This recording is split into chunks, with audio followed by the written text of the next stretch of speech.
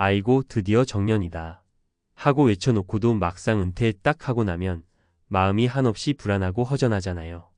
저도 60세까지 착실히 공무원으로 근무하면서 눈코 뜰 새 없이 일만 하면 알아서 노후가 준비될 줄 알았어요. 그런데 막상 퇴직금을 받으니 이걸 어떻게 굴려야 월 생활비를 마련할 수 있을지 감이 안 오더라고요. 공무원 연금이 있다 해도 생각보다 한 달에 나오는 돈이 넉넉하지가 않아요. 정년 퇴직한 뒤에는 이제 내 삶도 쉬엄쉬엄 살 수 있겠구나 싶었는데 그게 끝이 아니더라고요. 왜냐하면 매달 나가는 고정비가 만만치 않잖아요. 건강보험료, 각종 공과금, 식비, 그리고 가끔 손주들 봐줄 때 들어가는 용돈까지 나는 이제 일 안 해도 되니까 수입은 따로 없어도 되지 않을까 싶다가도 막상 현실 경비 계산해보면 한 달에 최소 100만 원 정도는 안정적으로 들어와야 마음이 편하다는 걸 뼈저리게 느꼈어요. 그럼 어떻게 해야 2억 원으로 한 달에 100만 원 정도를 얻을 수 있을까? 이자만으로는 쉽지 않고 은행 적금이나 예금 금리도 많이 낮잖아요. 그저 목돈 가지고 있기만 하면 내 월급이 되지는 않으니까요. 그래서 저는 ETF 상장 지수펀드나 고배당주, 그리고 채권 같은 투자 자산을 잘 섞어서 매달 나오는 월급 통장을 만들 수 있지 않을까 고민했습니다. 오늘 제가 나누고 싶은 이야기는 은퇴 후에 어떻게 목돈 2억 원을 굴려서 매달 100만 원 정도를 받을 수 있을까 하는 방법이에요. 저도 직접 시행착오를 겪었고 주변에서 실제로 잘 굴리고 계신 분들의 사례를 보고 들으면서 깨달은 점이 많거든요. 괜찮으시다면 짧은 제 경험과 주변 지인을 통해 얻은 이야기를 함께 나눠보겠습니다. BR 본론 정보성 에세이 구어체로 풀어보기 1. 월 생활비 100만 원 목표 설정의 중요성.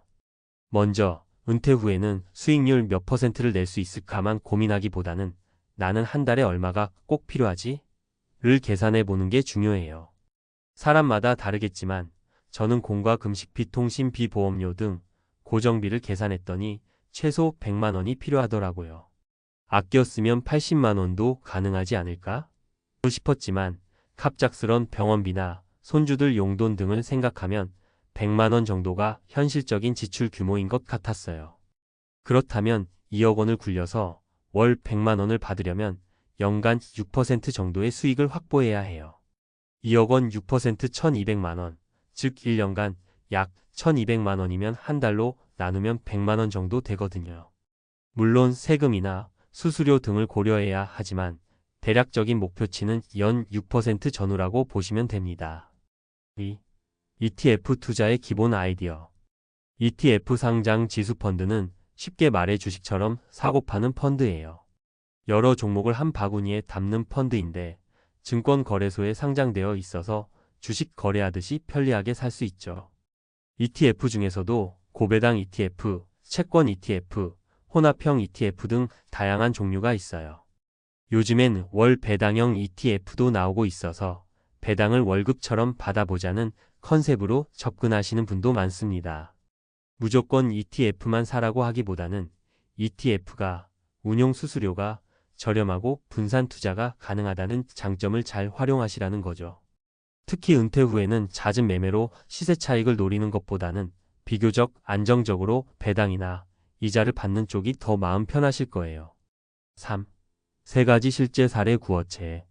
자, 여기서 제가 주변에서 실제로 목돈 2억 원을 굴리며 월 100만 원을 어느 정도 구현하고 계신 분들의 사례를 들려드릴게요. 물론 개인마다 재산 규모나 라이프 스타일이 달라서 꼭 똑같이 따라 하라는 건 아니에요. 그래도 참고가 되실 거예요. 사례 1. 김씨 60세, 전 공무원 배당 ETF, 채권 ETF, 혼합 투자. 김씨는 저랑 비슷하게 60세에 정년퇴직한 공무원이에요.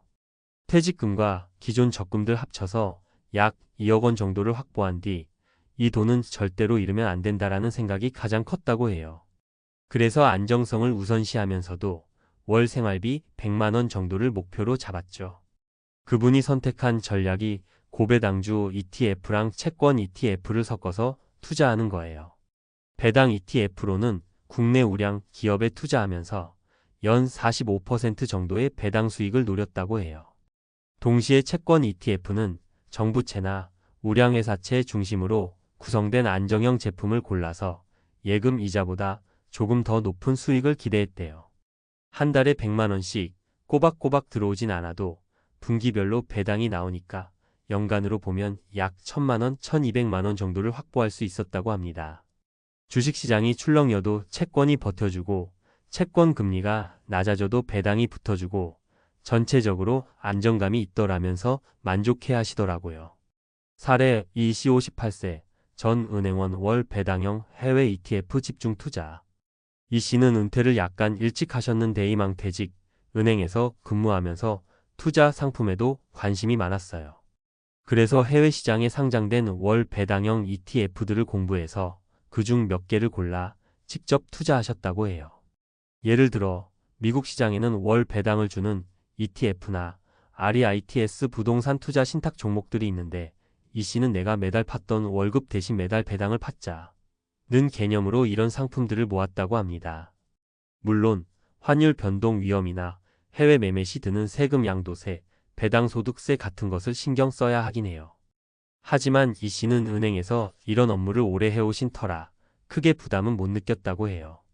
결과적으로 월 배당형 ETF에서 꾸준히 한 달에 80만 원, 100만 원 정도를 받고 있고 시장 상황이 좋을 땐 좀 더 높은 수익도 얻는다고 합니다. 이분 말씀이 환율이 오르면 배당금도 불어나고 또 환율이 떨어지면 해외 자산 매입 기회가 생기니 나름대로 균형을 맞출 수 있다라고 하시더라고요. 다만 처음 시작할 때 환전 수수료나 세금 문제는 꼭 잘 공부해야 한다라고 조언해 주셨어요. 사례 3박 씨 62세 자영업 은퇴 부동산 리츠 국채혼합형 ETF 분산 투자. 마지막으로 박 씨는 자영업을 해오다가 60세 훌쩍 넘어서 사업을 접었어요. 부동산에 관심이 많았지만 직접 주택이나 상가를 매입하기에는 종잣돈 2억 원이 부족한 감이 있었대요. 그래서 부동산 리츠 REITs에 투자하는 ETF를 택한 거죠.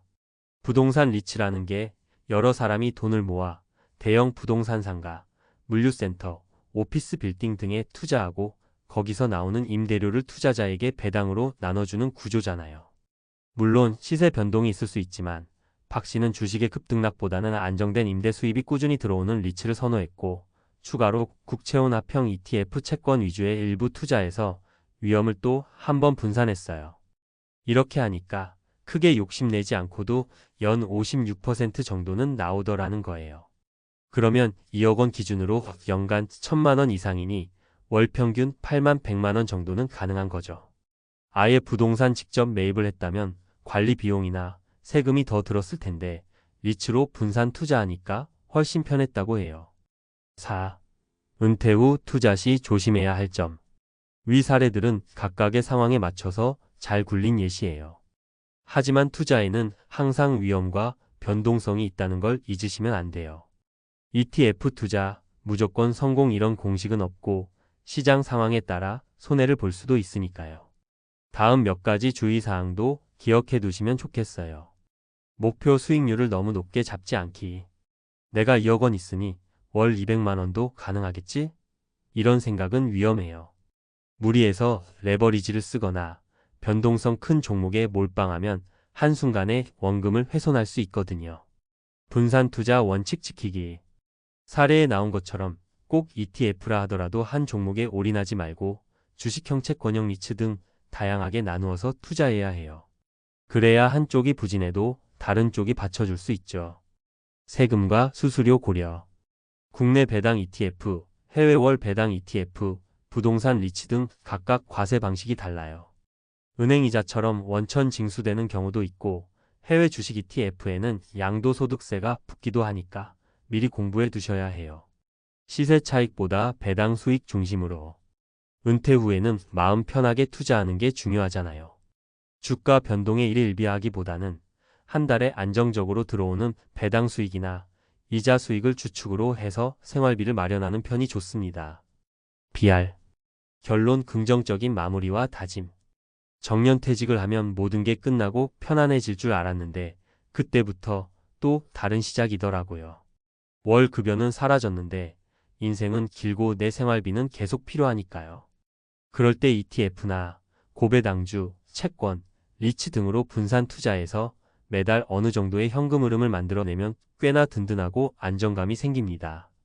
물론 절대 고수익 보장이나 무위험 같은 건 없어요. 그래도 기존 예금금리보다 조금이라도 더 높은 수익을 노리면서 큰 변동성은 줄일 수 있는 전략이라면 은퇴 생활에 꽤 매력적이에요. 조금씩이라도 월 100만 원이 꼬박 들어온다라는 생각만 해도 마음이 한결 편해져요. 이제 우리에게 필요한 건 무리하지 않는 선에서 꾸준히 투자 원칙을 지키는 거예요. 필요한 생활비, 투자 목표, 위험 감수 범위를 명확히 설정하고 너무 욕심 부리지 않으면 생각보다 괜찮은 노후를 보낼 수 있습니다. 60세 은퇴한 공무원, 2억 원으로 월 100만 원 만드는 법이라고 거창하게 말해봤지만 사실 핵심은 분산 투자와 안정적 현금 흐름 확보예요.